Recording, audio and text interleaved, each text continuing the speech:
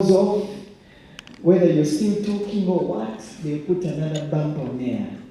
I'll give you an example. I worked with the BBC and I did this bulletin called Focus on Africa. Now, I was used of, Ugandan television where you say good night and say all the words you want to say. So, we always have these talkbacks in the ear. So you have a producer speaking to you, telling you what's happening. Now, when I had started prolonging my good night, you're watching the BBC live from London, the producer started speaking in my ears. 7, 6, 5, 4, 3. And I'm like, goodness, stop counting. I said, 1. He said, Solomon, I'm putting you off now. He just phased me out and then put another program. So time is very important to all of us who are broadcasters. So for the next presenters, because we are live on TV, we're going to really keep our presentations tight, but we will be sending with all the emails and presentations to people in this room on your different email addresses. So if you come, you can use top 7 minutes, and if I'm to really add you, I'll just give you an extra 2 or 3 to make it 10. Otherwise, I'll phase you out. I want to invite Mr. Patrick Ayota from the National Social Security Fund. Congratulations to you, Patrick. Karibu. Mr. Patrick Ayota and NSSF have been moving with us for quite a while. Patrick, we were together in Toronto. I missed you in the US, but it's good to be back home here where you are. And indeed, the National Social Security Fund is open for business. Karibu. Welcome. What happened to loving on people? Good morning. Good morning. Good morning. It's good to see some friends here. I see Dr. Sara Matovu from Atlanta. For many of you who may not know Americani, I was in the US for over 20 years, and then I came back.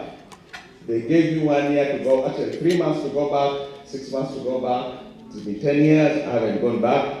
Which tells you that actually Uganda can be quite well. Now you've kind of given us the hint. We'll use the BBC time, and I'll try to use that time wisely. I'm going to say something that maybe many of you know. And if you're in the US, many times for some of you who don't come back and forth, the source of your news is mainly Facebook, Twitter, whoever is on social media. That is the source of your news. And if you listen to that thing and read it, my goodness, Uganda is burning. Okay, let me confirm a couple of things. Uganda has a lot of dust. There are 2 sources of dust in a country. 2 sources of dust. Either reconstruction or decay. Both cause dust. When the road is decaying and you drive your car over it, will cause dust. When they're reconstructing that road, it will cause dust. For many of you who are driving through Entebbe Road, you go through the former Queen's Tower. That jam is horrible. 4 years ago, that jam was caused because the road was too narrow, you didn't know where you're going, you had no hope. Today the jam is still there, but they're building an overpass, which tells you that you have to look beyond the dust for you to determine the direction a country is going through. It doesn't matter if it's political dust, economic dust, cultural dust, or whatever dust you want to call it. Please go beyond the noise and the dust to determine where you want to be or where you want this thing to go through. So I'm just going to play a few images, just tell you what we're doing in NSSF, and I have just 4 points, and I'll make them very brief. 1, when you come back to this country and you think about contributing, or you are in the US and you think about contributing, the country is varied. There are so many ways you can think about contributing. NSF, I joined NSF about 10 years ago. It was about $1.7 million company. As of the end of December today, it's about $6 billion company, a growth which is phenomenal over a 10-year period. And was done by Uganda, NSF is run by Ugandans, from the top to the bottom. If we do not not create jobs, if we don't intervene and create jobs, in 15 years we'll be dead. That's not how big we are. Because our growth comes from new members joining the fund. So we said, how can we figure out, how can we create this animal and create jobs for, help create this jobs for this country? And we just came up with a simple idea. You are in the US, it's actually good for you to know, because you learn a lot of things. There is a company in San Francisco, Silicon Valley, called Y Combinator. They did an amazing job. They looked at the job creation ecosystem, and they found out that the jobs are created most by small and growing businesses. Not the large ones. The IBMs, those are not going to create jobs. In fact, today, the big company, if you leave, they don't necessarily replace you. What do? They distribute that job, but they don't distribute the entire salary. Just a little bit of it. But the small and growing businesses do create jobs, and that's the hope for this country. But if you look at the job creation ecosystem, people have ideas. We call that ideation. They have ideas. Unfortunately, the ideas fall off because nobody is willing to risk and put money in an idea. So the pilot stage, you call the net valley, jobs just fall off and they die. So what happens? In the commercial sector, where you go to venture capitalists, they also come, but because the ideas are not coming that close, even now it's scaling, banks in Uganda said they're not scalable projects. Yeah, they're not there, they died because nobody risked and put any money. She now has a market in the UAE, in Turkey, in Morocco, and Saudi Arabia, because she can now package professional, commercially viable snacks made out of our common pawpaws, apples, bananas, that we have in plenty. Anyway, that's an exciting area that we're talking about. Now I come to real estate. And I'll just finish this. I won't go through much. Many of you are concerned with real estate. When we found out in Uganda, or some of you who are in the US, that companies that are serious will not invest in a country or set up a head office in a country without Class A office buildings. They will not. Uganda attracts a lot of investors. A lot of them are kind of the briefcase investors. But the most serious investors will come to Uganda, go set up head office operations in Nairobi, and fly here once in a while to business with us because we do not have Class A offices. Because Class A offices require certain standards. Uganda has none. So many of you who are members of NSF, we are building the Patient Towers, which is in Nakasero. 32-floor building, the tallest building going to be in Uganda, Class A offices, so we can have bragging rights.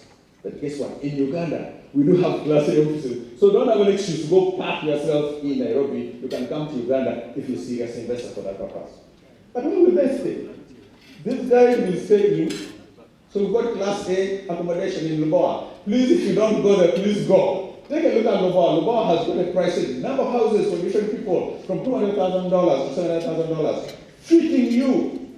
Fitting Class A people like you are, who want to have a certain type of desire, of lifestyle. If we do that together, then slowly we begin to position Uganda where it needs to be as a country of an investment destination. And we have a number of other houses that we are building, some as low as 90 million shillings in Temangalo. So we are catering for a whole range of people who, whatever desire they want in life, we can actually touch them. And today, NSF is the largest real estate developer in the country, because can do that. Finally, many of you, when I lived in the US, and I think you do, I worked in the US, served in the US. Once I have served enough, I then came and spent it in Uganda. Let's stand that a little bit. Work in the US, but save in Uganda, so you can spend it in Uganda. And the rates are good. If you buy a treasury bond today, or if you get into a unit trust in Uganda today, your average return is 14%. Even in Uganda shillings, I've done the analysis over the last 10 years. If you had 100 million shillings or 10 million shillings and you bought a unit trust in Uganda shillings 10 years ago, even with foreign exchange fluctuations today, and you exchange the earnings back into the US, you'd be ahead of the game. So don't be afraid that our currency is going up and down. No. But if you look at the last 10 years, the currency has only moved by about 5%, but more. So don't worry about saving it here so that you can spend it here if you need to, or send it back to the US if you need to. So now this has actually become a saving investment destination. We are starting a whole voluntary program we'll talk about later on In the US, for the diaspora, you can open up an account. You want it in dollar account, you want it in UGX. But I warn you, don't go for the dollar account, the rates are low. Go for the UGX, the rates are good. And whereas you can't guarantee the past from you can't guarantee the future from the past, most likely you'll see the ahead of that again. Thank you very much, and God bless you. Please come and read. To 100%. Patrick, tell us about because you are people in the diaspora, you mentioned a little bit about it, about the investment in the real estate sector, and that you have all these different unit blocks. I'm giving you 1 more minute to talk to us about it, because I had an opportunity of visiting and I was in the press. The other thing that is, suppose you don't really want to own a house here, and you don't know how to. Well, I know you sent it to your brothers, your mothers, your aunties, they ate your money. You can't quite kill them because they are your mother, your brothers and sisters. But this is an opportunity for you, if you really want to, you will own a house here. Come, let's talk together, and we can try to do that. Secondly, we're not trying to create a product where you can actually come and co-invest with us. So that there's a fund we create to come and co-invest, we'll invest for you, and then you get the returns that you need, either in the US or so. So the opportunities that we can do together as with the diaspora. I understand the fears, the scares that I've been there. I was scared, I was afraid. But guess what, guys? I've been here 10 years. The last time I went to the US was in June. Last I took my daughter to Boston University. And as I was actually a stranger in the US, surprisingly, I said, oh my goodness, I'm a stranger here. Home is Uganda. God bless you. Thanks. Patrick came home. That's why he ended with that come back home. Patrick Ayota, ladies and gentlemen, from the National Social Security Fund. Let's give him some love. Patrick, thank you very much for your presentation. It's now time for us to hear from the taxman, and that is the Uganda Revenue Authority. Mr. Bosa Ibrahim Karibu, welcome. Can we love on him? Thank you very much for coming.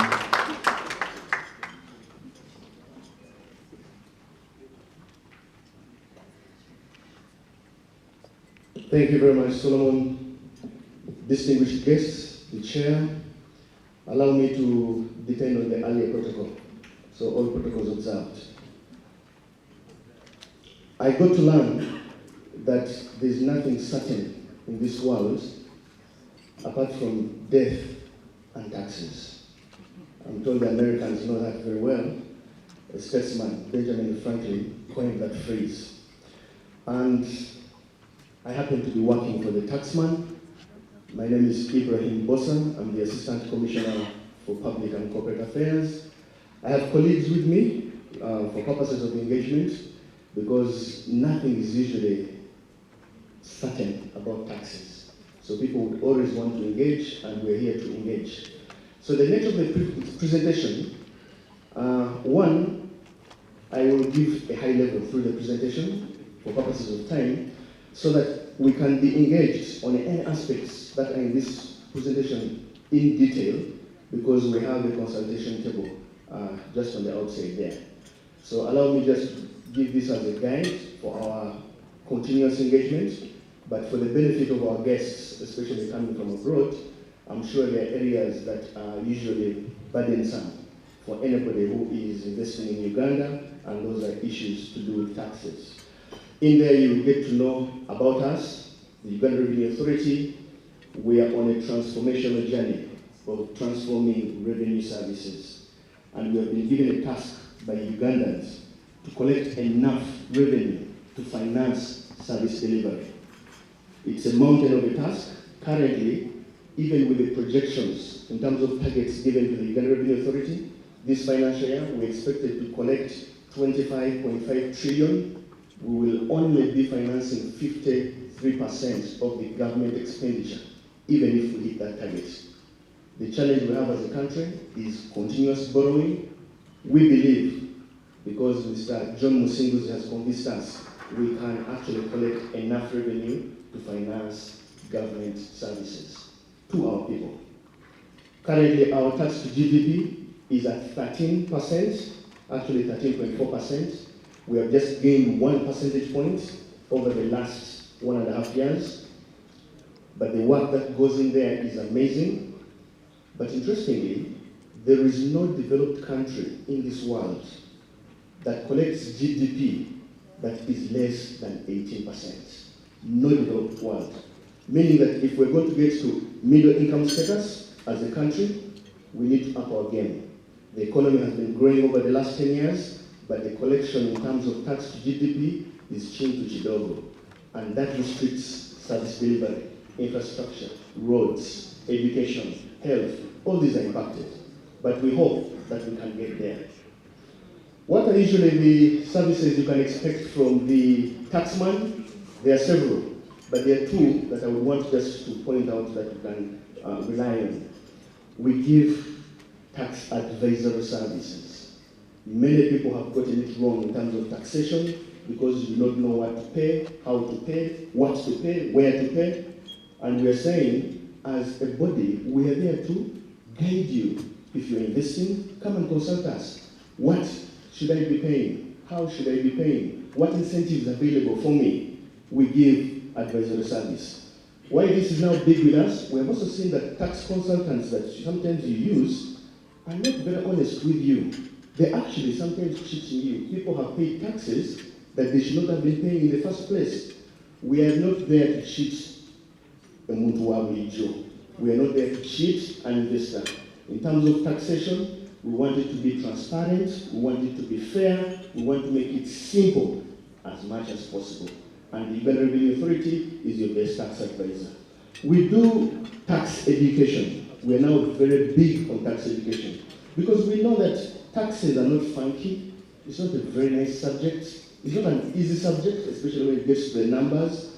So our tax education has gone up. We are on all platforms. We are doing face-to-face interventions. We are on electronic media. We are on digital media.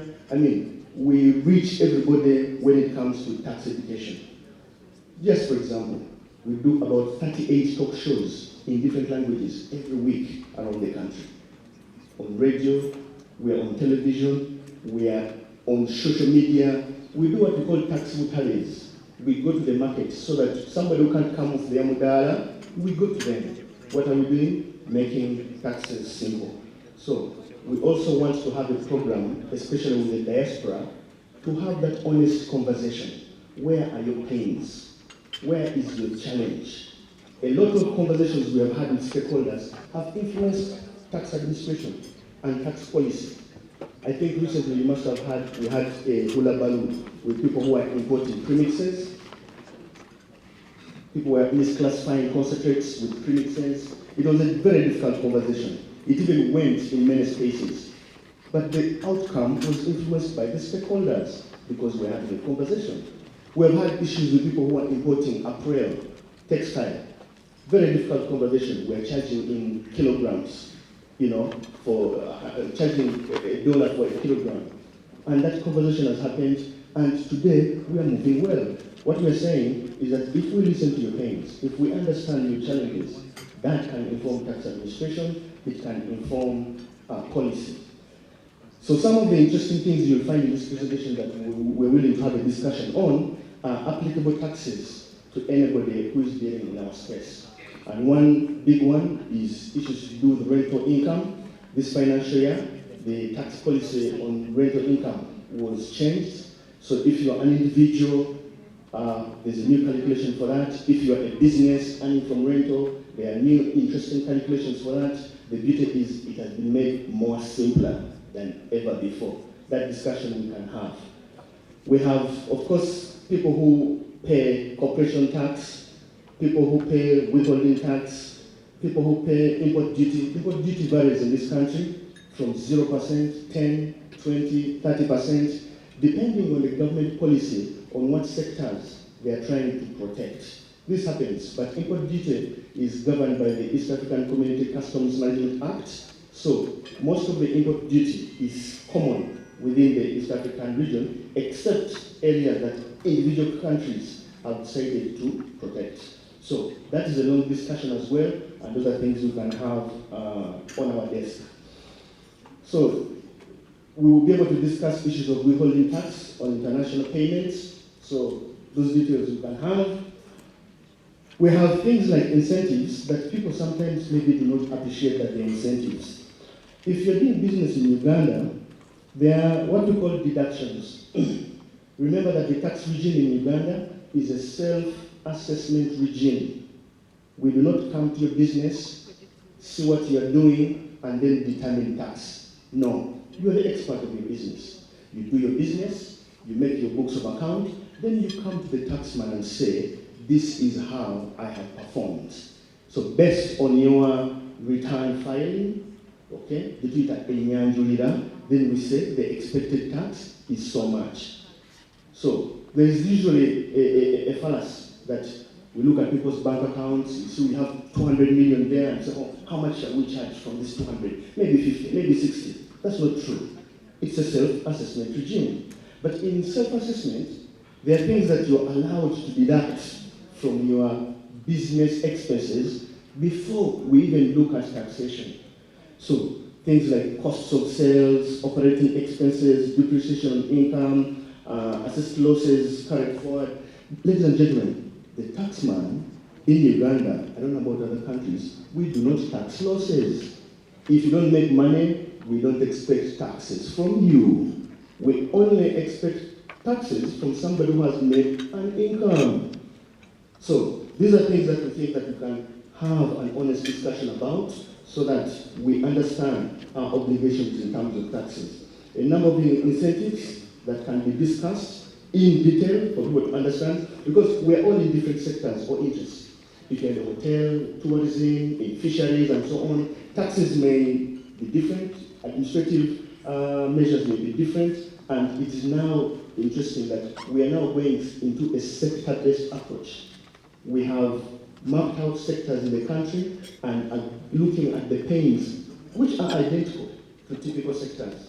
We have so far talked to the flowering sector, the school owners, we have talked to the hoteliers, we are talking about with the casita and the general trade, and they have peculiar challenges which we can address through honest conversation, and we think we can have that with you as well. Some income tax exemptions that you'll be interested to investigate from this presentation. If you're a developer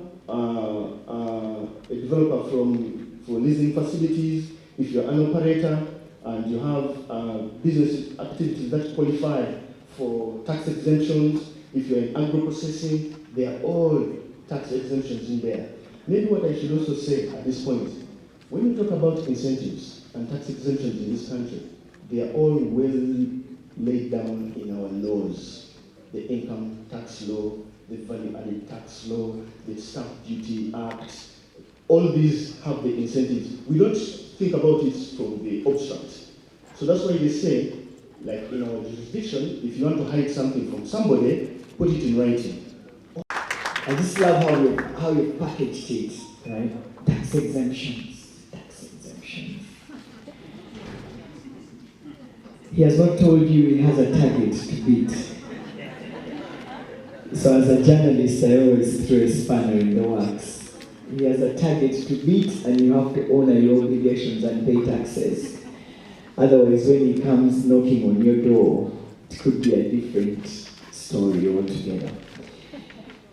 URA it's really been tough, especially with the COVID-19, finding that delicate balance of supporting businesses to bounce back at the same time collecting taxes. It's quite a very slippery path, but the World Bank expects that the economy will grow to about 5.5% next year, which is quite a great projection. And let's see how that comes up. Are we enjoying? Are we having fun? Agnes Igoi, it's good to see you. Agnes is also these days a member of the diaspora. Agnes, welcome. All right, many of us have been asking about national IDs. How do we get all these things? We thought we could bring Nira on board to really speak to us about how easy it is to get your national ID before you go back home, and the processes that they are put in place. Ian Gomesiza, you're very welcome to come and speak to the audience about everything registration, right? Karibu, welcome aboard.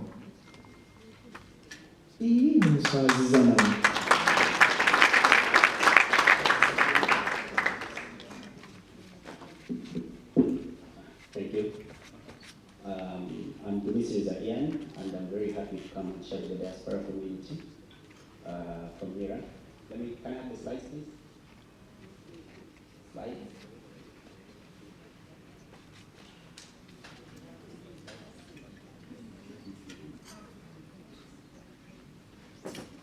So, as Mira, we are here to tell you that you do not need to fail to invest in Uganda because you do not have a national ID.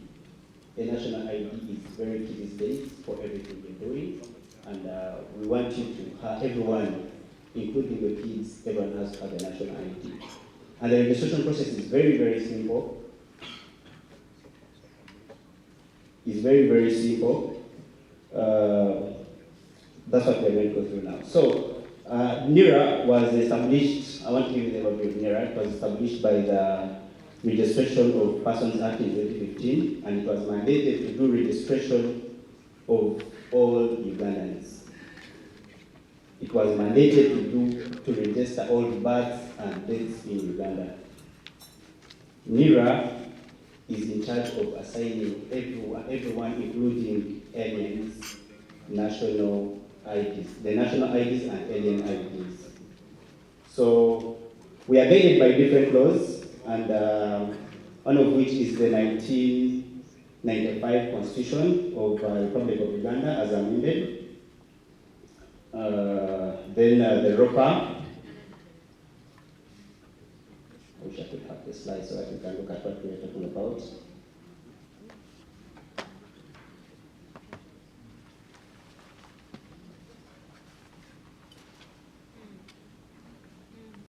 So now we have 8 different survey centers in different countries.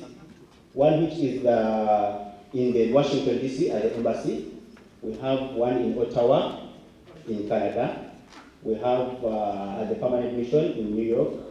We have in London, serving the UK community. We have in South Africa, Kenya, United Arab Emirates, and recently we got one in Brussels. So from the center. Some people also want to do replacements from diaspora. We offer all those services. And when you're doing a replacement, all you need is a fully filled NERA form, police letter. You get a police letter from where you lost the ID, whether in Uganda or in diaspora, as long as it's in English, and you do a payment of 50,000. So please, do not fail to invest in Uganda because you do not have a national ID. A national ID is very key these days, and you can get a national ID with these few slides, with these few things. So please come and invest in our country. Thank you very much.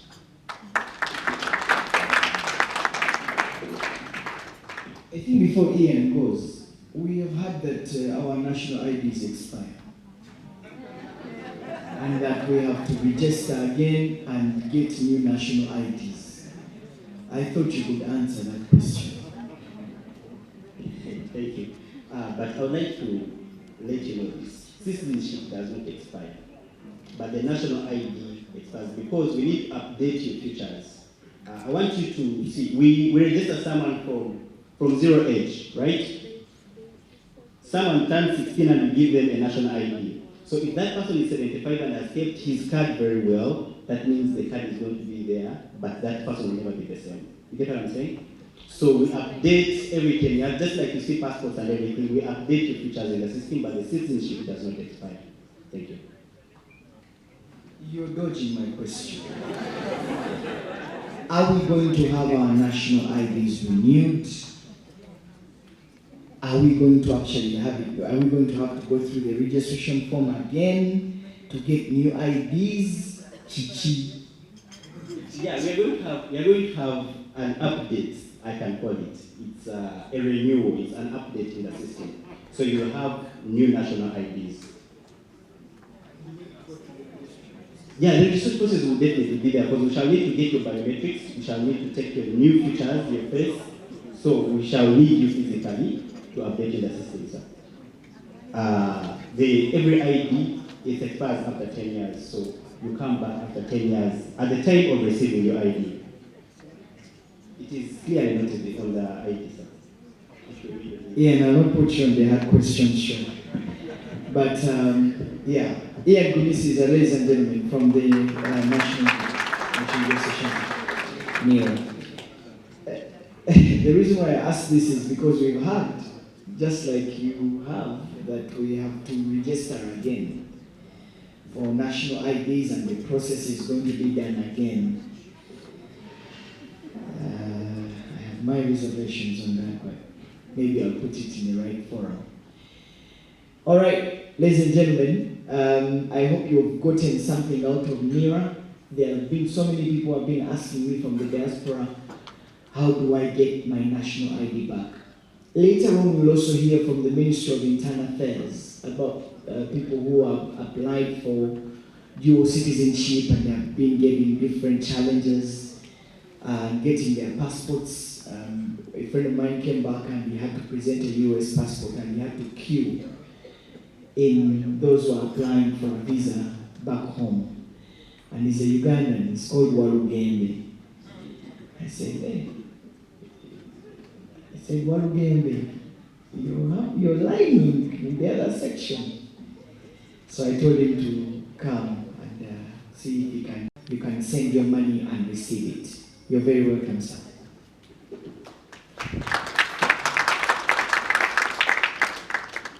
Thank you very much, Solomon. Good morning, ladies and gentlemen. All protocols observed in the interest of time. I am not Pamela, as you can see. My name is Andrew Gamba. Pamela is my colleague. I head the product development and business operations department at Airtel Uganda. So, one, we're very honored to be with you this morning. We're very honored to be in your presence and to be given this opportunity to showcase what we do and what we want to do with you. So, in a nutshell, I'll quickly talk about who we are as Airtel Uganda. Airtel is part of the Bati Airtel group, and Airtel operates currently in 14 countries in Africa. So, we are that big. And currently in Uganda, we operate two businesses. So we have Airtel Uganda Limited, which is the telecom service provider that has continuously provided exceptional service to our customers in terms of voice, data, mobile internet, and fixed internet. And we have a brand new entity. Thank you. And we have a brand new entity. Okay. We're a brand new entity called Airtel Mobile Commerce Uganda Limited. I'm also still getting used to the length of the name. And this was born out of the new regulation that was passed, the National Payment Services Act, that brought us under the direct supervision of the Central Bank of Uganda. I am happy to say that we were the first entity to be licensed in Uganda as a payment service provider and a payment systems operator as well. So our vision at Airtel really is it's very simple, is to enrich the lives of our customers. And we achieve this through providing exceptional services, and we are obsessed with exceptional service so that we can win our customers for life. Now, we currently serve over 13 million Ugandans domestically, and we do this through a network of over 170,000 agents countrywide. We have 2,500 Airtel Money branches where you can get the full scope of our services through our partners. We are trying to get to the level where we are in every parish providing both digital financial services, but also telephony. And we have 90 service centers across the country that we run and operate directly, where you will get top-notch services. So the purpose that we are here today is really to share the message and to tell you that we are open for business. And we are open for business in two forms. Number one is through our individual services. So we have services that we provide for the individual. Key for this forum is international money transfers. So we've been able to build products on our network that enable our customers to send money abroad. We can now send money to about 22 countries in Africa directly from your handset or from your phone, but more importantly, to receive money. So for the benefit of our brothers and sisters in the diaspora, from any country in the world, through our partners, you can now send money to any recipient in Uganda, in any corner of the country, who has an Airtel mobile money account. Now, this recipient has access to the over 170,000 points where they can cash out this money. We've seen the importance of remittances, inbound remittances to the country. Currently, we are receiving about $1.4 billion annually, which is about 4% of our GDP. And what the reports show is about 69% of this is going to consumption, and the recipients are normally between 40 and about 18 years old. So what this means is that our brothers and sisters in the diaspora ensure that a lot of households, it's about 1 million households. 1 million households will probably represent about 6 to 7 million people. 6 to 7 million people will have a meal tomorrow because of our brothers and sisters in the diaspora. I think that is a very huge contribution, and we don't take it for granted. So we have enabled you to be able to send this money direct to your grandmother in Chanamkaka or in Kisoro or in Koboko, and they can just cross the street and withdraw this value into cash and able to have a good meal for themselves and for the other people that they look after. We've also enabled merchant payments on our platform. Now, what merchant payments do is they enable you to pay anybody, any business in Uganda. So, with our merchant codes, anybody in any part of the world can pay school fees for any child. We host over 4,800 schools on our platform. So you can be sitting comfortably in Boston and make a school fees payment for your niece or your nephew in Masaka Elementary and Primary School, conveniently with no hassle and at the most affordable rates. Now, to be able to do this, the easiest and simplest way is to go roaming with your Airtel SIM card. And this has been made possible by the bilateral agreements we have signed with networks in every corner of this world. If you traveled with your Airtel SIM card, you will be able to use it in most countries. Actually, I could confidently say in all countries. Now, the key question would be, won't the charges be exorbitant? Yes, data roaming is extremely exorbitant. So what we've done is created data roaming bundles. And if you are on Airtel now, I urge you to just take out your phone and dial *185#.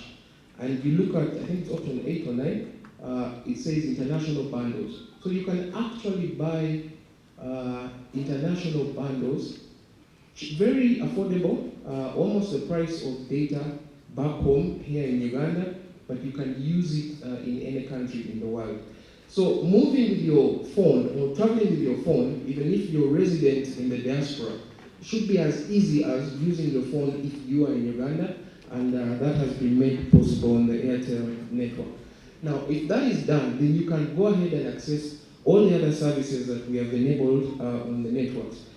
Key to this is one of the products that we have developed. Yes, one of the previous speakers was talking about saving in Uganda shillings. So I would like to inform you that we have made this possible on our network. If you look at your menu on the Airtel Money service, you're actually able to save money on the Airtel Money and earn up to 9% interest per annum. I think I will challenge you to see if you can offer a higher interest rate than that. That is higher than you'll get in most financial institutions. So that talks about the individual. And I welcome all of you to try out those products and services when you're back in the diaspora, and also to encourage our brothers and sisters who are in country to use those services. Now let's talk about business. We haven't forgotten our brothers and sisters who are investing or who are doing business in a seamless way, whether you are seated in California or South Sudan or in Kampala here. So to wrap it up, we have a desk at the back where the lovely Pamela is, and Louise, my colleagues. We are here to give you more information. We're here to share our contact details, and we're here to show you how we can support your businesses and you as an individual to transact while you're in the diaspora or while you're here. Thank you very much, ladies and gentlemen.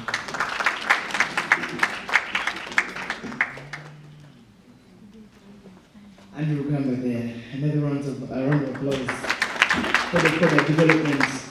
While I was listening to Andrew, Isaac on the personal side. So if you have any tough questions to ask, please, those are the guys you have to ask questions to, and not me. I've seen some people here from Nigeria. Those are my friends. For a minute, I thought Nigeria was. I work for the bank, and at the tail end of this, when everything is said and done, Charles has to come to this place with some accounts. People have to open accounts. People for diaspora banking, I'm sure that the team there has forms, don't you? You do, I know. At the tail end of this, the return on investment is how many diaspora accounts you get out of that from we.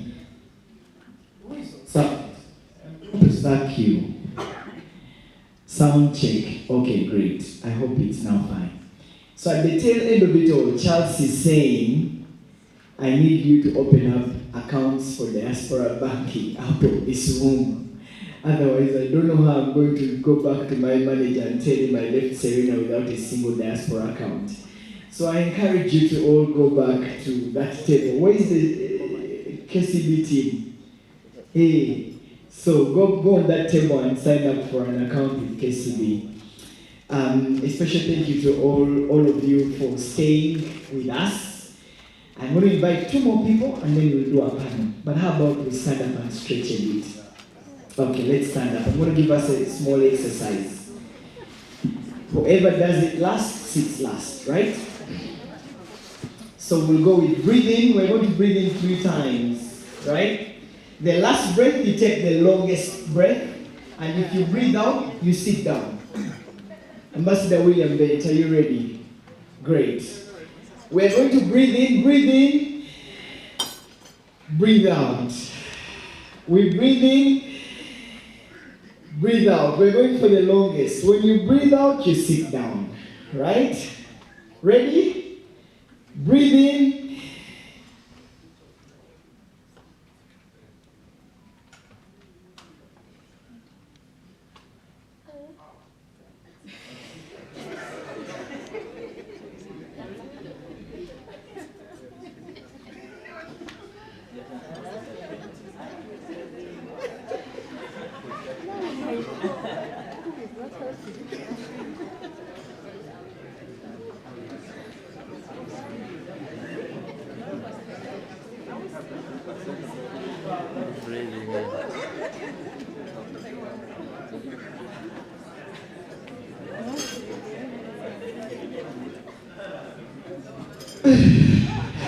Oh, goodness.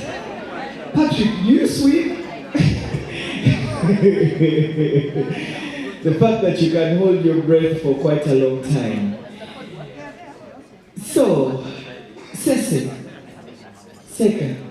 Seko, give me those 2 bags, then I can get into the next. We're going to be hearing from housing, national housing, but before we do, I wanted to show you something. Come, my darling. Ladies and gentlemen, we have a Ugandan designer who exports to the US and across the world with a label a Ugandan label exporting to the rest of the world. She was whispering, this is one of the bags. This is made in Uganda. Leather. The brand is called Seco. And she was whispering that we made over $1 million this year from exporting bags. Come and tell us about it more. Come, I know I just grabbed you abruptly, but tell us about this Seco brand. Good morning, everyone. Agnes Choma, CEO for Seco Designs. Thank you for the few minutes.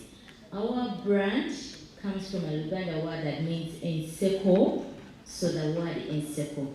We are a women manufacturing unit. We are based in Boyogere. We work with vulnerable women and youth. Seco was born out of the need for those that have been in our education system. We know from senior 6 to enroll into high school. We sit home for 10 months, very idle. So Seco was born to give employment opportunities to youth. So I know parents here, if you have a high school girl who is just home idle, that's what Seco does. When it evolved as a project for high school, but then it became into a social enterprise business. So currently we export under AGOA, we export bulk and AGOA into the US. We utilize AGOA a lot.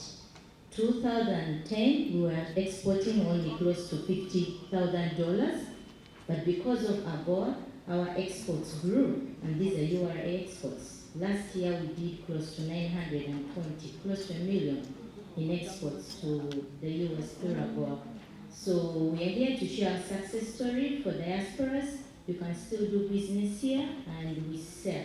AGOA enables Ugandans export close to 6,500 products. And we are one of the countries that have utilized only this much through the AGOA and the UK and all these trade benefits. So I call upon you guys, the banks are here to give us financing to be able to grow these things.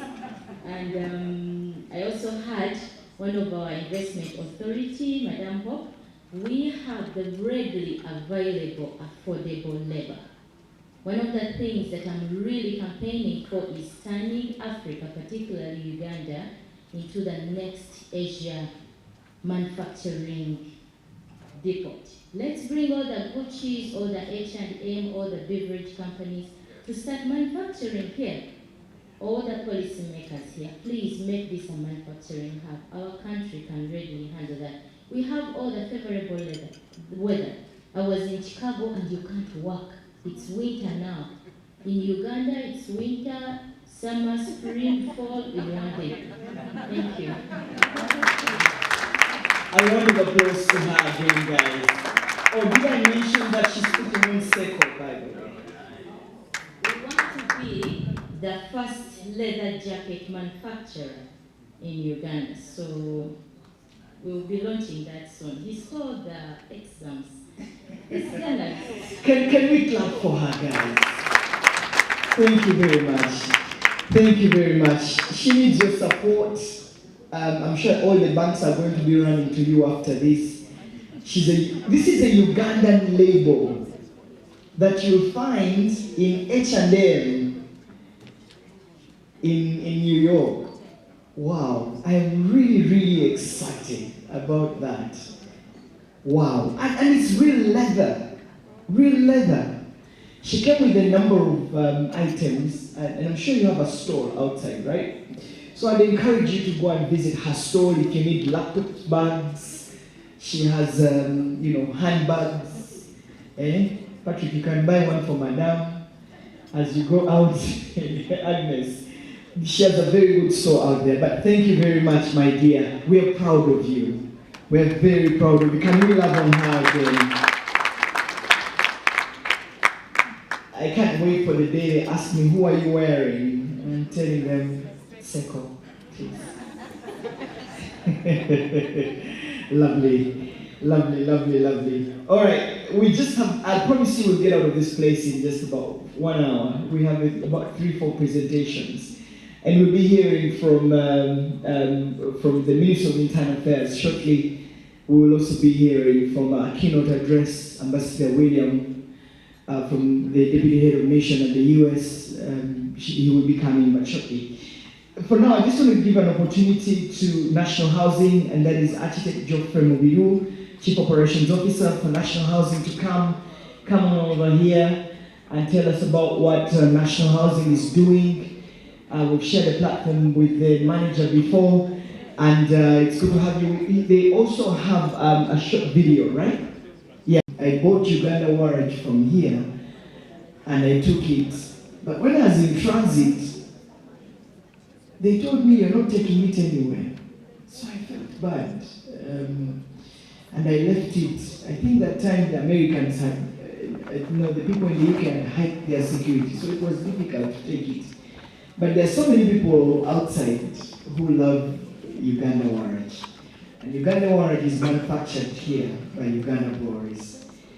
And it's one of those brands that keeps us up here. Hilary Baguma, brand manager, Uganda Breweries Limited. Come over. Come.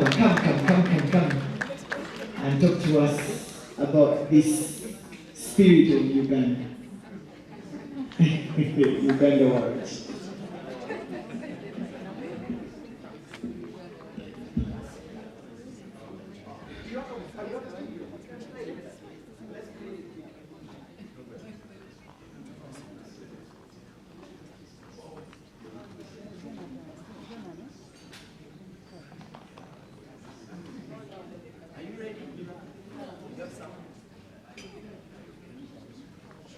Trust me, it's better with the sound.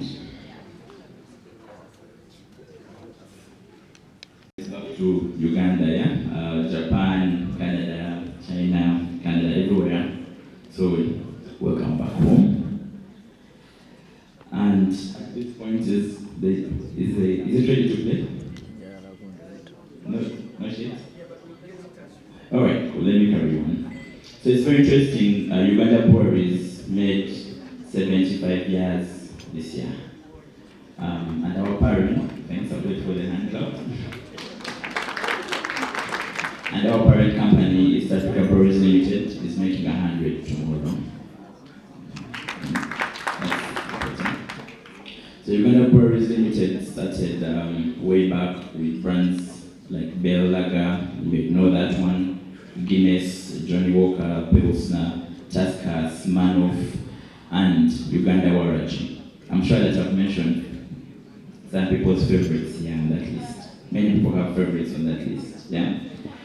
What many of us don't know is that Uganda Warrant, the spirit that binds us, actually was sort of like launched in 1965, and since 1965, Uganda Warrant has been bringing people together.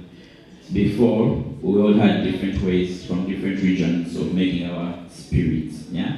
But just after getting independence, 26 of the finest brewers came together, and at Luzira, where the distillery is still now, they joined to form what is now the spirit of Uganda, what is now Uganda Warrant.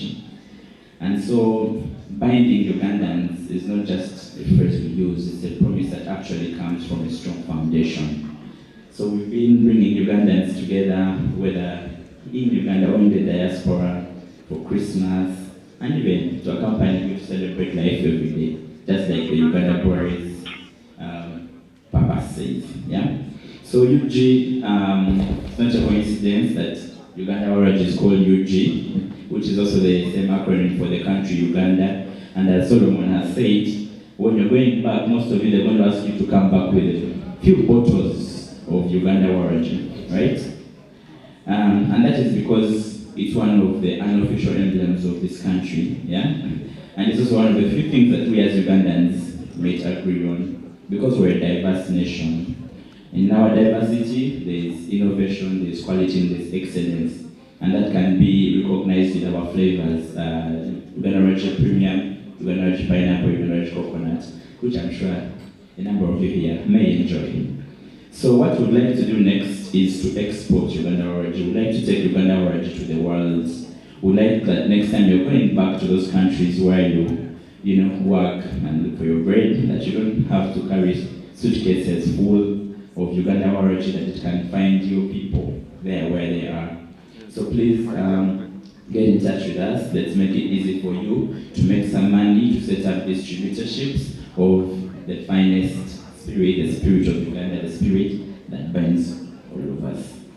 So most countries have things that they are famous for. Scotland will have Scotch, others will have, you know, whatever the champagne will come from France, but for Uganda, I would like for Uganda Warachi to become that for us.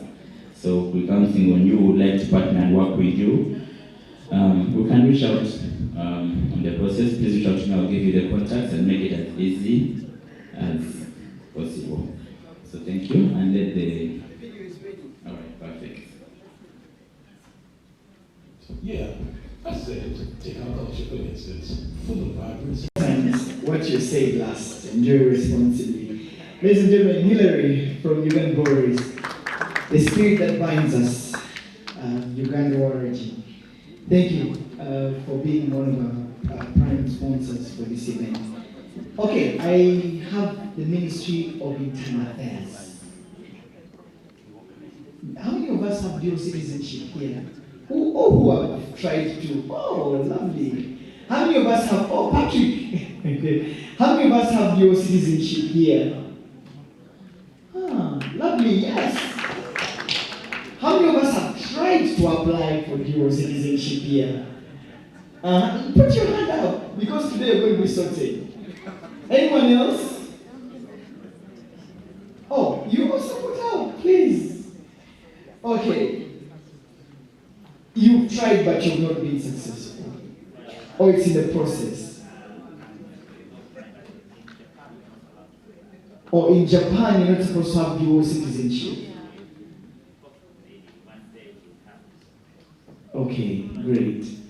Okay, perfect. So, for those of us who have tried, today we're privileged to be having Colonel Geoffrey Kambere, Commissioner, Immigration, in the room, guys. A round of applause to him. He's going to answer all your questions. I am going to put him on the spot and he's going to answer all your questions so that you leave this place happy and content. Karibu, you have 10 minutes. Thank you, Solomon. First come and teach me this.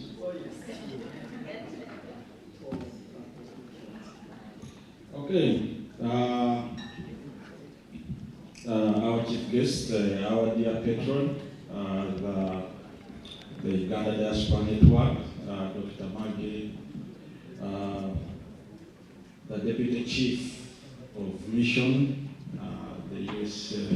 Embassy in Uganda, representative of different ministries, departments and agencies, our dear brothers and sisters from the diaspora, you are most welcome. The organizers, our sponsors, the fourth state, the media fraternity, the diaspora network, good afternoon. I'm Colonel Geoffrey Kambere, Commissioner Immigration Control, and I'm here not alone, but a group of immigration, the technical experts. They have been at this 20 years, 30 years, and today I made sure so that they don't blame, they put on white so that you can see them. And since there are a lot of questions, allow me to introduce them. I'll start with the Principal Immigration Officer, Deborah Manya. I know we don't have time, but things of citizenship, dual citizenship, you applied, you never got a reply, she's here. And also we have Senior Immigration Officer, Fiona Mhuza, in charge of permits. So our dear investors, if you have not got the permit, she's here. And also, since you are talking about the diaspora, we have Senior Immigration Officer, Albert Gabihuga. Now, this one is in charge of the diaspora. So he's here, and also on that table we have the pride of Minister of Internal Affairs. I don't know how to address her, but she used to be the principal immigration officer, now immigration expert to the Uganda Secretariat, Agnes Igoe. On the other side, I have the immigration officer, Sarah Mirembe, in charge of passports, so for the passport issues which approach that desk. And also, I've had the IT, this time I came with IT. You have had in the diaspora how the system double charges, it takes money, so I came with an IT gentleman, Giorgio, and also I have the public relations officer, senior immigration officer, Alithia Najwa. Well, she's here on the camera. First and foremost, I want to bring his greetings from the Permanent Secretary, Lieutenant General Joseph Musanfu, and also our dear Director with the Directorate of Citizenship and Immigration Control, Major General Apollo Kasita Goa. They would have loved to be here, but because of other commitments, they didn't make it. But we are here to answer any queries. Of course, the ministry assures itself the contribution of the Uganda Diaspora, both at macro and micro levels, which has been integral to Uganda's development agenda. So we thank you for what you do, and really, in the interest of time, I'll concentrate, I'll highlight about the Uganda e-passport, then the citizenship, and also outside there we have Ugandans without dual citizenship. Either the country where they are doesn't accept dual citizenship, and we see how we can really help. Of course, you have to pray for us. Our vision is a model of excellence in immigration services by 2025, 2 years to go, so we shall get a feedback from our people in the diaspora, and really we appreciate your feedback has been so really good. It has sharpened us and it has helped us to improve our services. Now, when it comes to the diaspora as immigration, really it is a must that we have to engage and be empowered by the Citizenship and Immigration Act. And this is really uplifted from that act. All this touches our colleagues in the diaspora. That's what we do.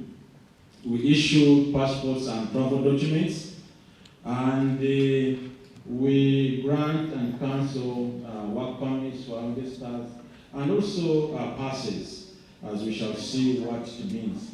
And also we grant and the cancellation of citizenship of all kinds, that is by naturalization, registration, dual citizenship, we all grant them.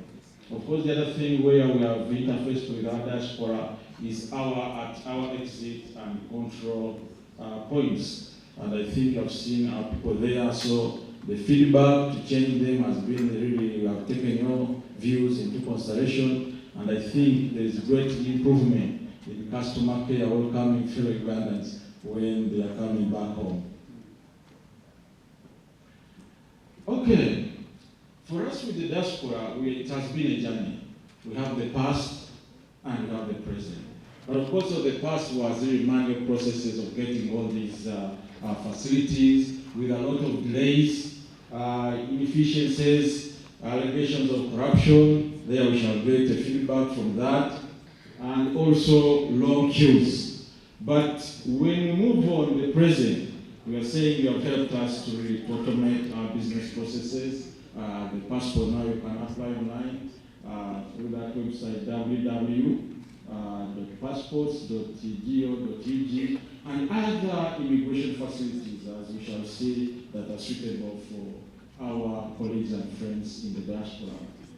Of course, one of the things they passed to eliminate those corruption tendencies we have interpreted our systems, that is the immigration system for visas and other facilities, and the e-passport with the Uganda Revenue Authority, a process of transparency and accountability, and also to be able to go out from the cash mentality and be able to pay for these facilities online.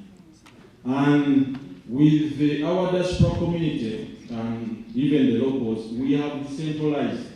We have decentralized the services at regions and the missions abroad. This is just a list. Locally here, within the country, we have our office here collocated with the Ministry of Internal Affairs, Mbarara, Guru, Mbale. When it comes to passport, those ones are up and running. And Jinja is soon being completed, and Arua, they will be up very soon this year. But of course, we also, in the effort to decongest the reporter, we opened up a collection center at Chambogo, which is to be the former First Technology facility. So we are there. So if you are ready, your passport is ready, please, you can go and pick it. Now, when it comes to passport centers, enrollment abroad, so we started with 6. And these are our humble beginnings. As you can see, London, Pretoria, Ottawa, Copenhagen, Abu Dhabi, Washington. Of course, Beijing is because of COVID, the situation, as you're aware, it would have been up and running. But in all these ones, we have our immigration attaches to answer any query that you may be having. And they do collect from those respective missions. Now, this is evidence that those missions abroad for you, they are operational, with Abu Dhabi taking the lead, almost to 3,000 passports since this year.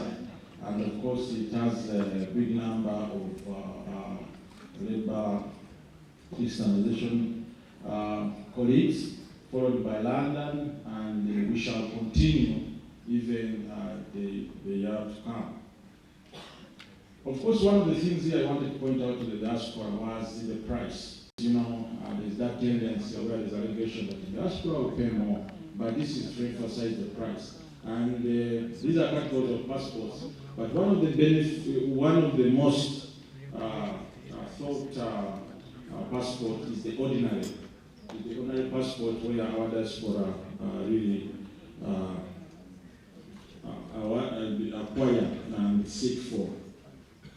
Of course, one of the things that the diaspora will charge 10,000 for courier services, only 10 Uganda, it's not in the US dollars, is Ugandan shillings. Even if you are in Washington, it's 10,000 for courier, and also there's express service fee on top of the passport money of 150 for 1,000 for express services.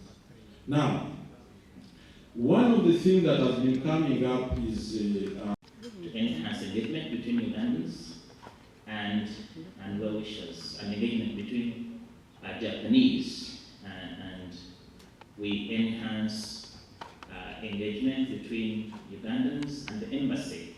So we formed a link.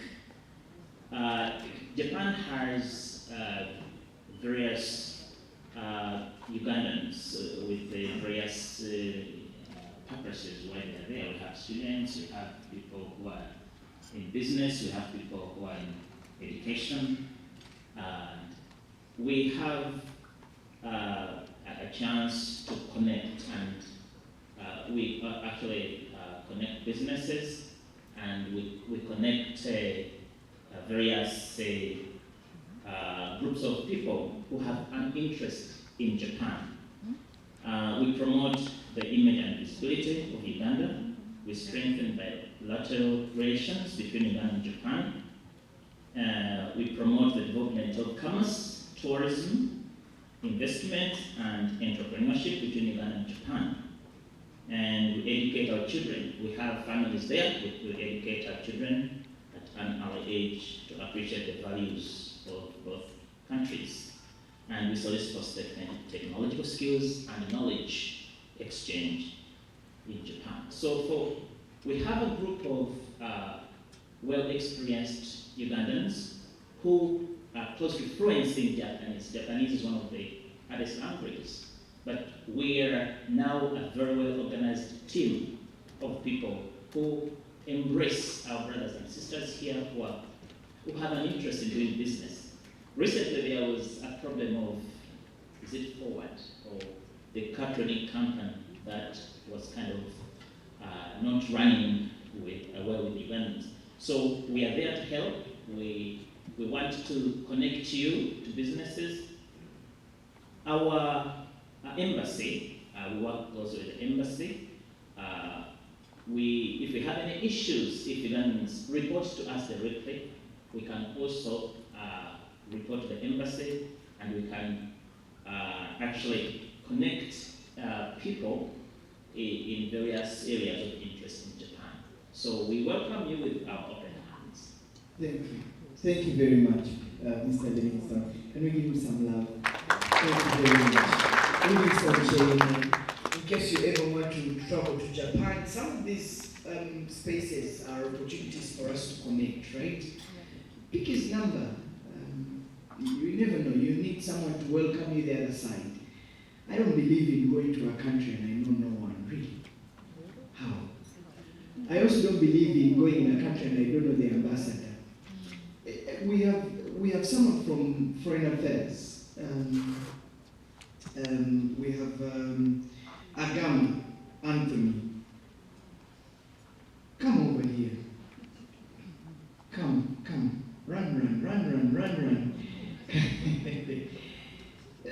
The Ministry of Foreign Affairs and its support to the people in the diaspora. I'll give you a minute. Thank you, Solomon, for this opportunity. The guest of honor for this breakfast, patron of Uganda Diaspora Network,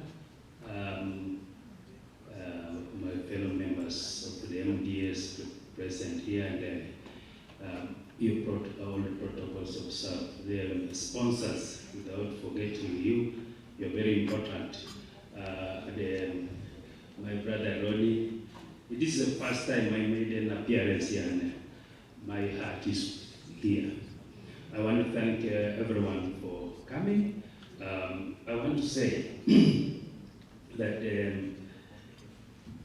whatever all MDS have spoken is what we bundle together in a basket and project it house. I want to thank what my brother Chin has mentioned. He has already highlighted our relationship with the diaspora.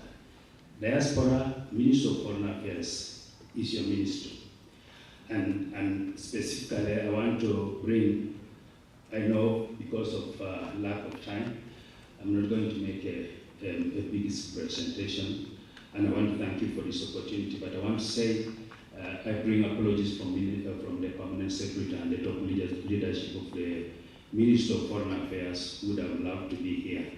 I've been following the diaspora from out there as I am Agama Walinganton, the Minister Chancellor, specifically Deputy Head of Department of Diaspora. So I was given a long topic to present, but I think because of time, I'm not going to present it now. However, with your permission, Solomon, I want to just highlight the fact that the Ministry of Foreign Affairs is pursuing commercial and economic diplomacy, and therefore the contribution of the diaspora is very, very well appreciated. And we've gone ahead, the government has gone ahead to create a department of diaspora. Ladies and gentlemen in the diaspora, the Department of Diaspora exists since 2017. Kindly use that department. The Ministry of Foreign Affairs coordinates, but the Department of Diaspora, you need to utilize it more in order to reach out to your constituents. Ladies and gentlemen, we also have As a ministry, we have the consular department. Consular department specifically handles challenges. I remember the patron of the Diaspora Network mentioned the challenges out there. Challenges arising from conflict, challenges arising from differences in value systems, challenges arising from lack of relatives there. When you are abroad, I've been abroad for 10 years. I've been a diaspora because I did my master's abroad. And I'm very aware of this, and that's why I'm passionate. Let's network and see that we bring more value. Uganda, the contribution of the diaspora in Africa, we are among the top 10 beneficiaries, and we can escalate it. Why not be the first? Ladies and gentlemen, we have started pursuing the economic and commercial diplomacies, and to this end, we have business and trade symposiums, which we bring out there for you to benefit, to bring all these ideas. Or we normally partner with all the MDS, including other business entities like NSF as our founders out there, to bring the opportunities right to your doorsteps, right to your capitals. Ladies and gentlemen, we are out. Whatever you have here, we bundle it like a chicken and present it like chicks out there. So the Ministry of Foreign Affairs is broad. If we need a workshop, and I want to challenge ourselves, including sponsors and the organizers, let us escalate it more than a breakfast. We have enough matoke which can allow us to interact further, so that we listen to each other, we fire questions and help each other develop this country together. I submit for Thank you very much. A round of applause. Mr. Abdullah is Minister for Ministry of Foreign Affairs. And the reason why I really brought up the Ministry of Foreign Affairs is, I mean, all of us here run there, right? They are our home. I mean, how do you get stuck and you don't run to your embassy? Frequent travelers, let me give you just one tip I always use. Every time I'm in a different country, I report myself to the mission. Whether I'm in the US or Canada or where, I will go and report myself, or even Nairobi. I report myself to the mission, because then the mission will know I'm in the country, and in case anything happens, they will come to my rescue. It is very sad for the mission to not know that you're in a country, because then you don't have any cover, right? So for those that always travel, report, write an email or a call or something. Find out who the people in there know who is at the mission. I'm just giving you that short tip. I'm just going to invite one more person, the team from China, Uganda Diaspora China. Where you are? Come, run.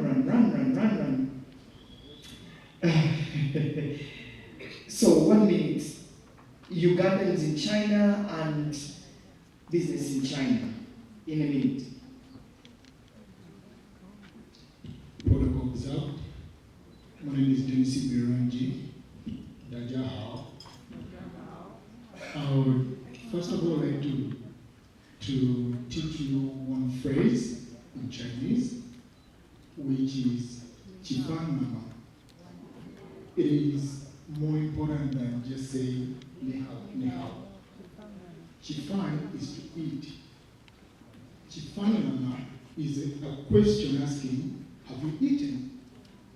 If you've never seen a Chinese smile, this is your opportunity. And the reason I'm saying this is because food is more important in China than even God. Please don't be surprised. We have different cultural differences. I'm representing the Uganda Diaspora in China and Maria's Cargo, which is a business center in China. We have offices in Guangzhou, in Yiwu, and Shanghai as well. We help Ugandans to source products. We do manufacturing for our clients. And we also connect universities, help students to study in China. And at the same time, we also transport goods. And this is the backbone of our business. We transport goods from China to Uganda. All the people, everything you see here, it is behind us. And we thank everyone for listening. And at the same time, I would like to communicate this with you, that our focus this coming year is on the trade imbalance between Uganda and China. And we welcome all the products to be exported to China. Thank you so much. Thank you very much. I hope I've got it right, by the way. Thank you very much. Ladies and gentlemen, thank you all for, since we started. I don't have powers enough to invite our guest of honor today. May I invite Mr. Ronnie Mayanja, who is our head at the Uganda Diaspora Network, to officially come and welcome our keynote speaker today. Mr. Mayanja, karibu. Ladies and gentlemen, let's give it up for Mr. Solomon Serrano. He's helped me carry us through all these years. Solomon, thank you so much. He comes all the way to Boston when we have our meetings over there. We introduced Uganda Day every October 9th in Boston. That's where he resides.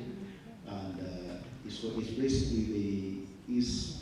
basically the Uganda Business Expo, which is this edition, but in Boston, because the largest concentration of Ugandans in North America happens to be in Boston, where I happen to have gone to school at Boston University.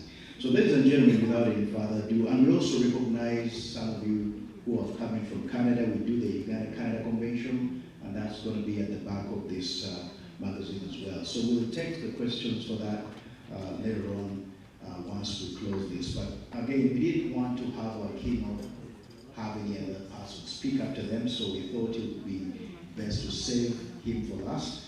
Our keynote happens to have gone to the same school I attended. It's Boston University in Boston, and I happen to have been at the College of Communication a couple of years ago. I did work with CNN briefly, and then of course started the Uganda Diaspora Network.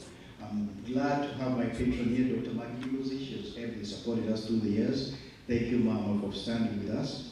But again, the honor is to invite Mr. Bill Bent, who when we wrote to through Tony, the spokesperson of the American Embassy, to come and just speak to you about some of the challenges, some of the opportunities for trade and investment. We thought it would be good to have someone of that caliber to speak to us as diaspora this year, and we're glad that he accepted our invitation. So ladies and gentlemen, without any further ado, if you need to see the bio, it's here in the magazine, which should be on every table.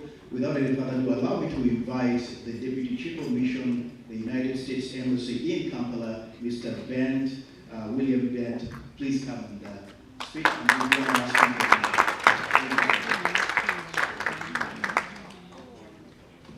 Thank you. It's great to meet a fellow alumnus from Boston University. Thanks, everybody. Just want to say to Patron, Professor Mayigozi, hello. Government of Uganda officials, greetings to you. Head of the Diaspora, Mr. Ronnie, thank you for the invitation. Ladies and gentlemen, and viewers out there in TV land with BBS and I think on Facebook. Thanks so much for having me here. It's great to be here. It's especially great to be here in person. My understanding is last time the embassy presented, I think it was Ambassador Brown, it was virtual. So hopefully the fact that we're here in person shows that maybe even though COVID-19 isn't completely over, maybe we can at least breathe a little sigh of relief. Also positive news on the Ebola front. Continue to have no more cases if we can get to January 11th. There could be a declaration of the end of the outbreak, even though there'll be a period where we still may have to maintain some vigilance. But that's good news. Hope it continues. Before I begin my remarks, I just want to say, Agnes came up to me earlier, but we didn't have the chance to really talk. But as she came up to the podium, I made the connection. My wife has visited SECO, and actually for our holiday party, we gave out some gift bags with ornaments. But even more impressive, at least to me, was that when my wife was there, she noticed the bag and she said, "Oh, I really like that bag, but I wish the buckles were a little bit different, And so they said, "We can do that." And not only did they did that, but according to her, they named the tote after her. So if you ever see the Jen tote, that's my wife's influence. So, but thank you very much. So anyways, we're here to discuss investment opportunities and how the U.S. Government is helping, and we're also going to discuss some of the challenges that are involved with supporting investment. When we look at investment and how the Biden-Harris administration is helping it, it's important to look at the focus on Africa writ large. It's really appropriate that I'm here talking about this right now at this moment because it comes on the heels of the Africa Leaders Summit, which also had the Associated U.S.-Africa Business Forum in the margins of that summit. I hope you all were observing that and seeing some of the things that were coming out of that. It was the first Africa Leaders Summit since 2014. Now, also this year in August, the Biden administration published the U.S. strategy towards sub-Saharan Africa. And there are a number of items in the strategy to relate to things that I will mention today, like conservation, climate change, pandemic recovery, and economic opportunity, all of which were discussed at the recent summit. The summit was a success and it produced clear results. President Biden pledged $55 billion for Africa over the next 3 years to address core challenges. And this includes $370 million from the Development Finance Corporation for climate change efforts, and a partnership with Microsoft to bring internet access to 5 million people on the continent. Also includes $100 million expansion of the Young African Leaders Initiative, and an agreement from the U.S. government to support the African Union in its bid to join the G20. For Uganda specifically, the U.S.-Africa Business Forum announced a significant expansion of private sector economic engagement with the United States, including an announcement that U.S.-based Yatra Ventures is in the final stages of agreeing on a multi-billion-dollar investment in Uganda's energy sector. Talk back. It's your time to talk back. We'll utilize 5 to 10 minutes before we close. If you have a question, make it as brief and we'll find a way of answering it. Any questions from the public? Oh, there's one there. Can someone help me take the microphone, please, Shadrach? Kindly. Do we have any other question from the members in the public? Okay. Any other? Did we see another question? Anyone? Okay, I think we'll take that. Yes, Mr. Edwin Musime. Thank you very much. My name is Edwin Musime. I'm the CEO, Chairman of the Group, President Green Economy East Africa, and Chairman Board Chamber Young Entrepreneurs Uganda. And I'm a fervent lover of Uganda, one of the few Ugandans who believe we can actually be a first world country. Now, that leads me to my 2-3 footnote questions. Number one, well, we gathered here with the diasporas from Canada, Australia, the United States, everywhere. I have a question, and I don't even know who among the diasporas will answer it. I don't know if it would be Ronnie's battle. I met one very interesting gentleman, Julius Malema in Kenya, who has set up Mwale Medical and Technology Center, a project that cost him over $10 million US. And it's empowered more than 1,000 into 3,000 Kenyans. The question is, my fellow Ugandans who are in the diaspora, when are we going to see such high-level investments come from the countries you are in into Uganda? Are we having conversations from you on making some serious, major consulting investments in the country? Yes, UIA has presented all the opportunities that are available, but where is the conversation? Are we seeing that conversation coming? To Livingstone and the Japanese community and to my Chinese brother, thank you so much. More than the rhetoric of how we can greet in Japanese or Chinese, we want to be able to know China is a $27 trillion economy. We are a $47 billion economy. We want to know what China is doing different that we can do different to change our country. Yes, it's good to learn the reading, yeah, but we want more than that. To the Uganda Investment Authority, Internal Affairs, Foreign Affairs, all the represented departments in Uganda. Apart from, and the speeches are great, I love them, NSSA, I love them.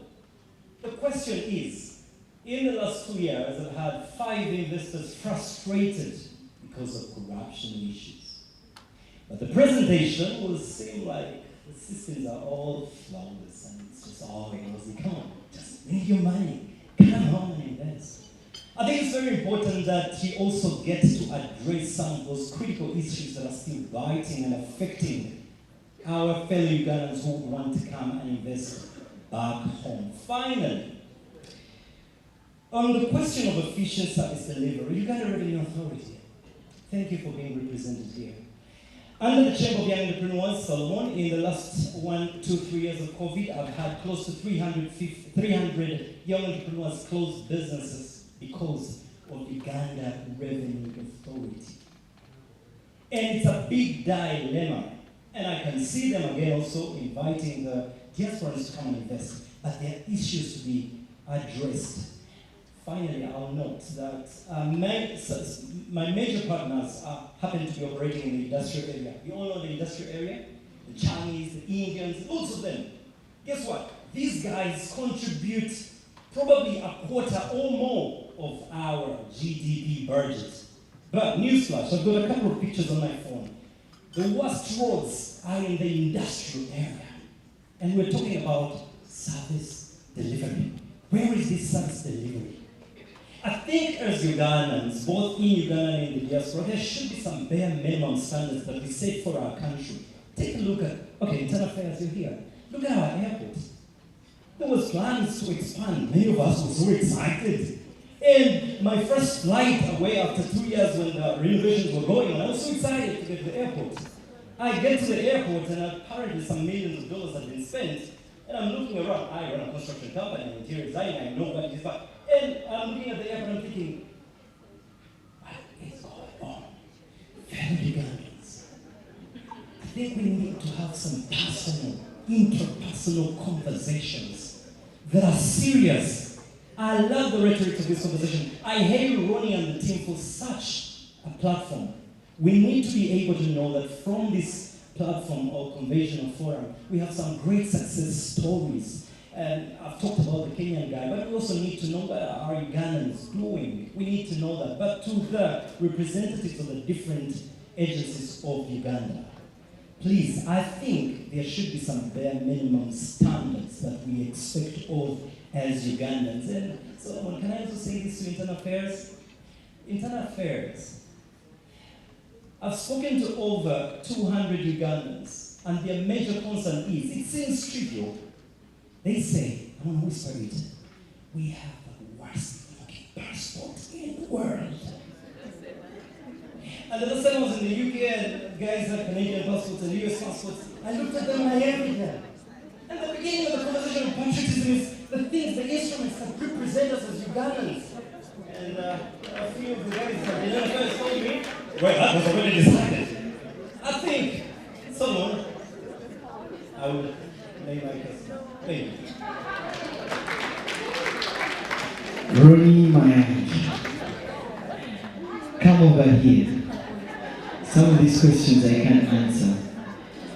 Edwin Musime, thank you very much. For some of us who have worked with Edwin Musime, that is him. He asks the hard questions.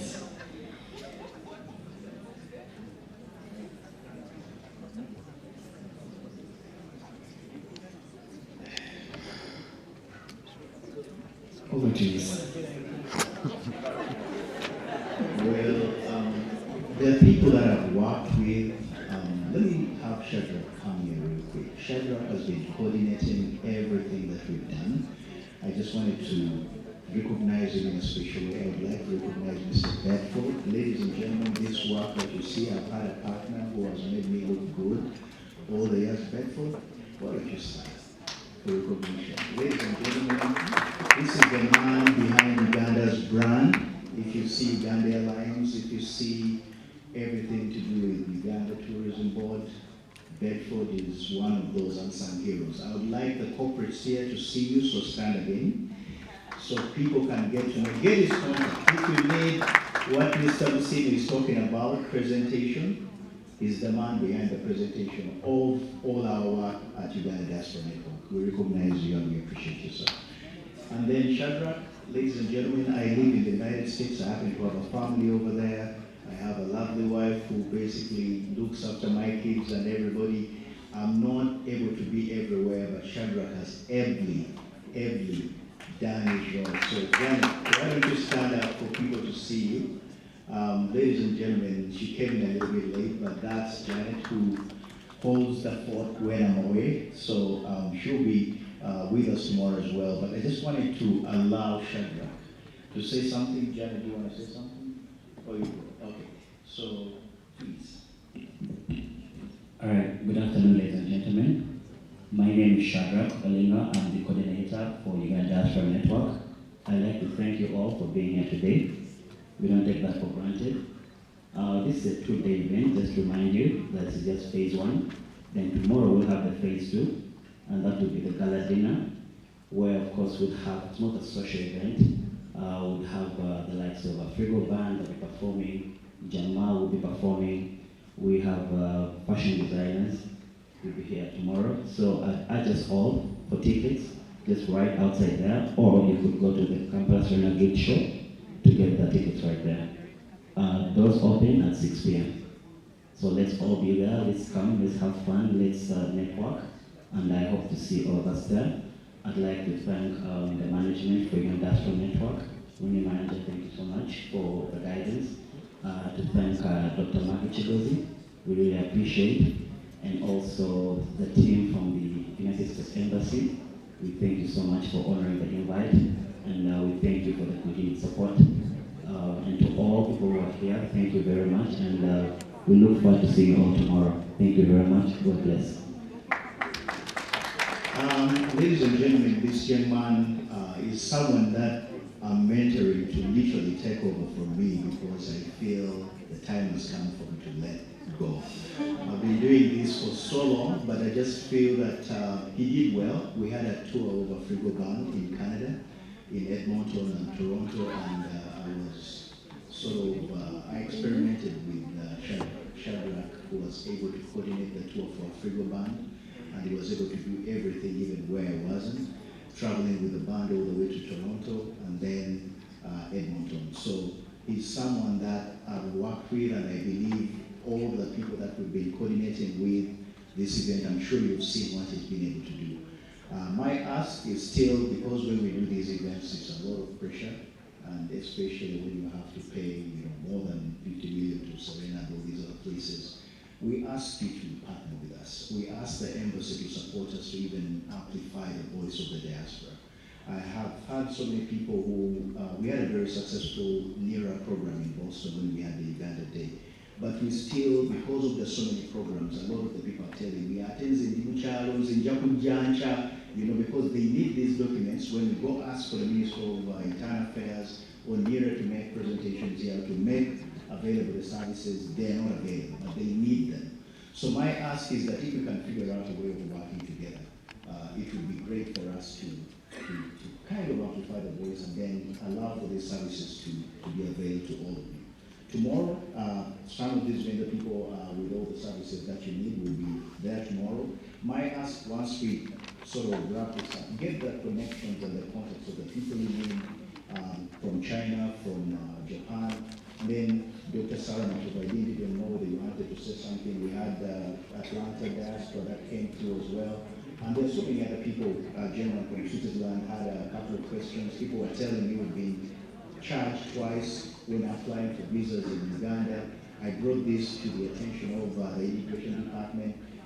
Let's see how we can. My belief is that Uganda can work for all of us. We've always had people who have given up on our country, but I strongly believe it's the best place in the world based on the endowments we have. And I refuse to be caught up in the politics, because many times when some of us see, they see us work well with government organizations, politics is always planted in the middle of it. That we've either eaten or received money, but I can tell you I'm not looking anything from neither. But in terms of, but they're here to just support us. And that is something that I feel we need to embrace as the Uganda diaspora. So with that, no further ado, we have tables available tomorrow. Please bring a friend. We have a lot of food, we have a lot of drinks supplied courtesy of Uganda breweries. Dr. Mani, the water that you're partaking today was offered us, paid for fully by Dr. Mani Chigozi, our patron. Ladies and gentlemen, let's partake and invite all people to come and join us. Pepsi Cola will be there tomorrow. The water you're drinking is courtesy of Dr. Mani Chigozi and our water bottling company. So we have a lot of powerful people in this room that I believe we can take advantage of. So I don't know whether I've left anybody out, but for people who want to register for the events we have in the States, I would like in a special way to invite Florence, if she's here. That's where Postbank does most of our registration. Florence Senga, I don't know whether she's kept out, but you can also go to Postbank or contact Shadrach directly. But with that, I just want to end it here. I want to thank each and everyone who participated in this event. Solomon Seranja, I don't even know what I'll do for you, but he's always welcome. He stays with us when it comes to Boston. And to all of you who are here, if you came inquiring about any other convention, we're going to be staying behind to answer any questions. And with that, I would like to appreciate all of you.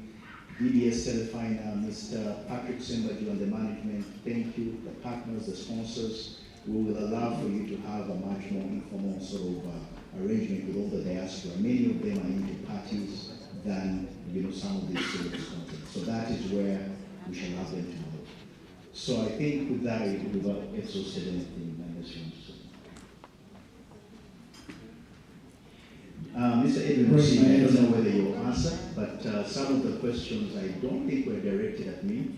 Angela, the people who Goretti at the front desk, Kampala Serena Hotel, there are so many other people who have supported us. I can't really leave some of those people out, but you know yourselves, we appreciate you, and tomorrow we'll do a much better job to recognize you. Just because we've overrun the program, I don't want to kind of keep people here, but I don't know that the Q&A was taken care of.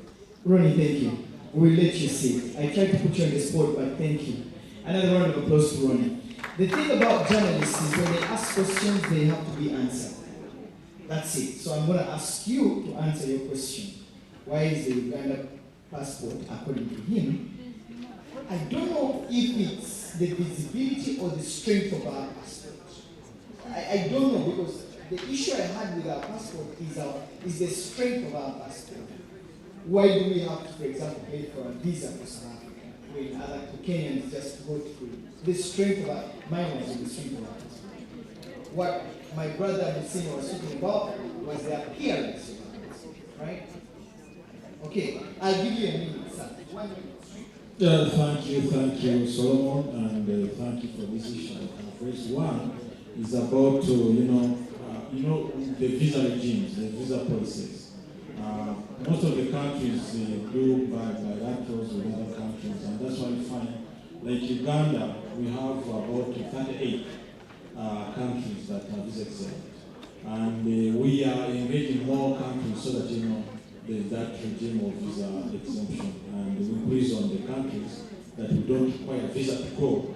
And the issue I've raised in South Africa, we only have the official and diplomatic passport holders who are exempted, and we're engaging them on ordinary passport holders so that they can be visa exempt. Now, the issue of course, the expansion of the airport.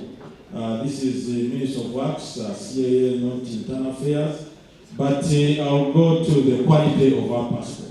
Of course, if you see our passport, it's the East African Community passport. It's a regional, the region came up with specifications and they gave them to member states.